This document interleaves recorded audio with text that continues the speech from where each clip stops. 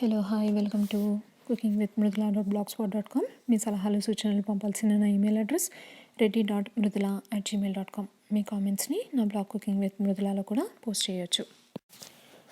ఈరోజు మనము cabbage కూటు recipe చూద్దాము.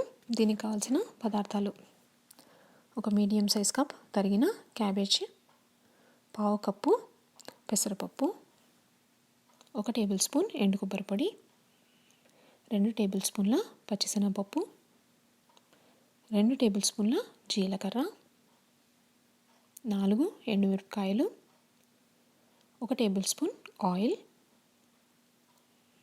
పావు టేబుల్ స్పూన్ ఆవాలు, కొద్దిగా కరివేపాకు, 3 కప్పుల నీళ్ళు, తగినంత ఉప్పు, పావు టేబుల్ స్పూన్ పసుపు.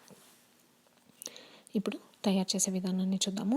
ముందుగా ఒక ప్రెషర్ కుక్కర్లో తరిగిన క్యాబేజ్, పెసరపప్పు, 1 కప్పు నీళ్లు పోసి వెయిట్ పెట్టి 2 విజిల్స్ వచ్చేంత వరకు ఉడికించి పక్కన పెట్టుకోవాలి.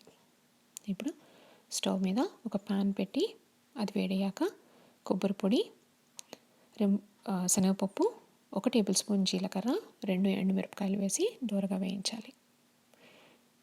ఈ వేయించిన పదార్థాలన్నీ ఒక మిక్సీ జార్లో వేసి కచ్చాపచ్చాగా పొడి కొట్టుకొని పక్కన పెట్టుకోవాలి.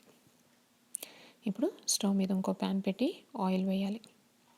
అది వేడయ్యాక కరివేపాకు, ఆవాలు, మిగిలిన జీలకర్ర, మిగిలిన ఎండుమిరపకాయలు వేసి తాలింపు పెట్టాలి.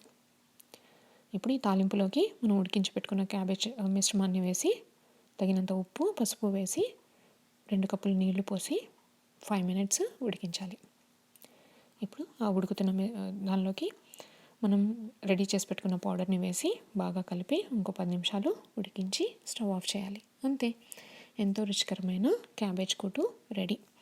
ఇది సూప్ లాగా తీసుకోవచ్చు లేదా వైట్ రైస్లోకి చాలా చాలా బాగుంటుంది.